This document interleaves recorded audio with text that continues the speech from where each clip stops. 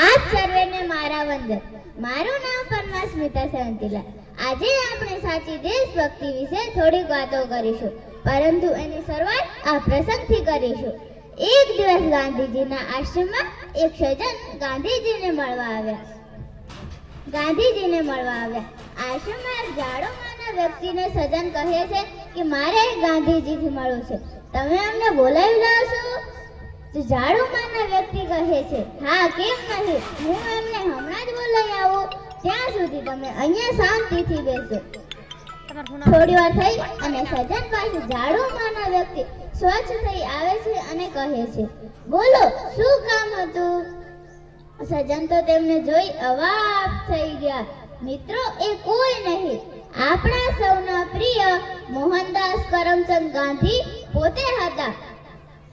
સજ્જન બાપુને કહે છે કે બાપુ, તમે આશ્રમમાં સફાઈ કરતા હતા.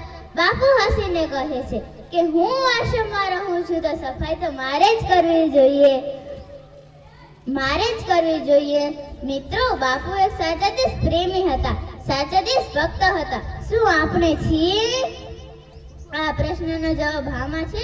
તો થોડાક પ્રશ્ન પૂછી લઈએ. આ પ્રશ્નના જવાબ બીજા કોઈને નહીં, પોતાના હૃદય પર હાથ મૂકી પોતાની જાતને દેવાના છે, બીજા કોઈને નહીં. સાંભળો આ પ્રશ્ન. શું આપણે કચરો કચરા પેટીમાં નાખીએ છીએ? શું આપણે ઘર કે કચેરીમાં નકામી બળતી વીજળીને અટકાવીએ છીએ? શું આપણે બગડતા પાણીને અટકાવીએ છીએ? શું આપણે ઘરે બાળકને ગૃહ કાર્યમાં મદદ કરીએ છીએ? શું આપણે ગરીબોની મદદ કરીએ છીએ? શું આપણે ધર્મ, જાતિ કે જ્ઞાતિમાં ભેદભાવ કરતા નથી? આ બધા પ્રશ્નોના જવાબ હામાં છે તો કઈ વાંધો નહીં, પરંતુ કોઈ પણ પ્રશ્નનો જવાબ નામાં છે તો આપણને આપણી સાચી દેશભક્તિ વિશે થોડુંક વિચારવું જોઈએ.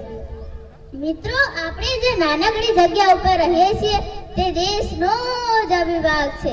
તેને સ્વચ્છ, સુંદર અને સુખી બનાવવાની ફરજ આપણી જ છે. હવે હું છેલ્લે આટલું જ કહીશ કે ચાલો આપણે સૌ દેશને વિકસિત બનાવી દઈએ. શરત બસ એટલી જ છે કે સૌ પ્રથમ નાગરિક બની જઈએ. અસ્તુ જય હિન્દ.